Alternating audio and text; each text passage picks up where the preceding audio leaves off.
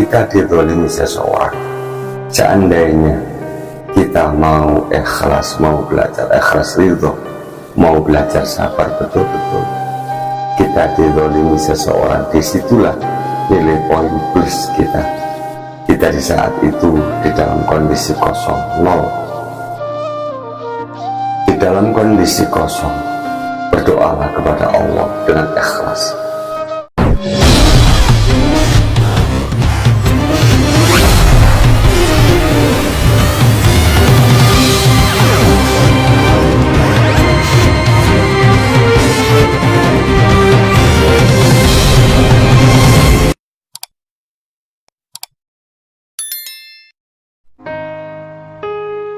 Assalamualaikum warahmatullahi wabarakatuh.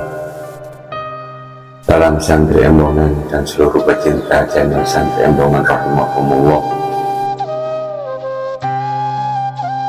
Membahas masalah karma atau tabur tuai, apa yang ditanam di dalam perilaku kita setiap hari. Banyak orang yang berkata, kenapa kadang kita itu sering dizalimi seseorang, kita sering dijeleki, dimusuhi seseorang, dan seseorang yang menzalimi kita itu terkadang masih jauh dari karmanya. Jamaah rahimakumullah, kalau kita mau menelusuri apa yang menjadikan atau yang difirmankan oleh Allah Subhanahu wa ta'ala, "Faman ya'mal mithqala dzarratin khairan yarah, faman ya'mal mithqala dzarratin syarran yarah." Barang siapa yang mau mengerjakan kebaikan, walaupun seberat, walaupun sekecil biji sawi atau biji dzarrah, maka Allah akan melihatnya, akan membalasnya suatu kebaikan. Wa may ya'mal mithqala dzarratin syarran yarah. Dan barang siapa yang mengerjakan kejahatan, amal-amal keburukan, senajan atau walaupun sebesar sekecil biji sawi, yarahu, maka Allah tetap akan melihat dan membalasnya apa yang menjadi keburukan atau kejelekan perilaku seseorang tersebut. Jamaah rahimakumullah, kita harus yakin, selama kita mau menjalankan dan terus belajar suatu kebaikan, pasti Allah akan memberikan balasan di dunia maupun akhirat. Dan bagi orang-orang yang melakukan suatu kejelekan, keburukan, bahkan menzalimi kita, kenapa mereka yang menzalimi kita masih dijauhkan dari karmanya? Satu, karena kita membalas mereka dengan zalim, mencaci mereka, menyumpahi mereka, bahkan melaknat mereka, mendoakan mereka supaya cepat jatuh dan hancur kehidupannya. Itulah kesalahan daripada kita sendiri, para jamaah rahimakumullah.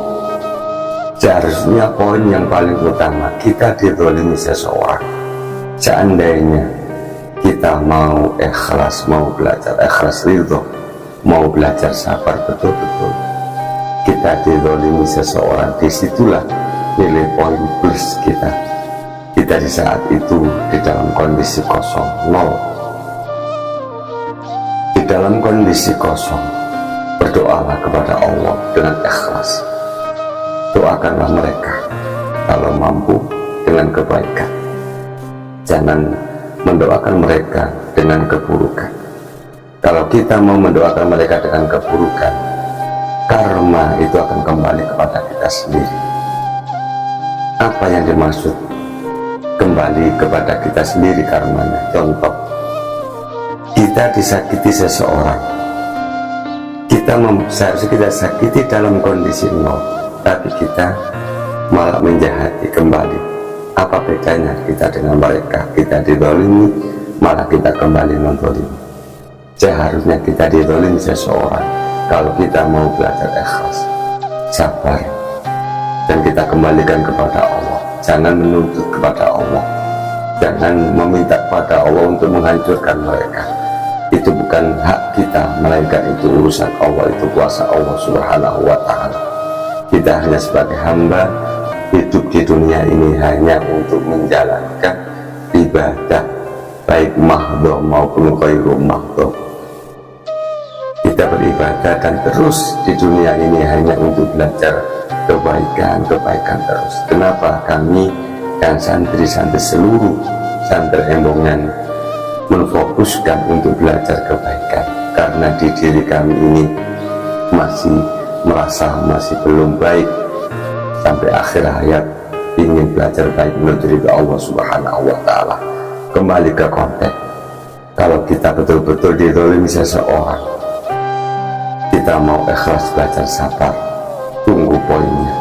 Kita setelah sabar, mereka akan dihancurkan sendiri oleh Allah Subhanahu wa ta'ala, dan kita insya Allah akan dinaikkan, dan pasti akan dinaikkan oleh Allah derajat kita menurut Allah Subhanahu wa ta'ala. Jamaah rahimakumullah, memang sulit untuk belajar sabar, tapi itulah konsekuensinya aturan kita sebagai hamba Allah. Kita dijahati orang lain, tapi kita tidak boleh menjahati kembali. Kalau kita dijahati, kita kembali untuk menjahati orang tersebut, maka apa bedanya kita dengan yang menjahati kita? Balaslah mereka dengan doa-doa yang baik, biarlah Allah yang membalas. Insya Allah dengan izin Allah akan dibuka hidayah. Apapun yang mereka lakukan pasti akan mendapatkan karmanya. Dan kita sendiri kalau kita melakukan suatu kejelekan pasti akan menemukan keburukan di dunia pun, bahkan akan dipertemukan atau dipertontonkan oleh Allah di dalam keburukan itu sendiri, apalagi besok di akhirat. Para jamaah santri Embongan khususnya dan seluruhnya pecinta channel santri Embongan rahimakumullah, mudah-mudahan sekedar ingat, saling mengingatkan, mudzakarah profiling kita ini menjadi manfaat bagi kita semua untuk terus belajar kebaikan, belajar sabar menuju ridha Allah Subhanahu wa ta'ala. Salam santri Embongan. Assalamualaikum warahmatullahi wabarakatuh.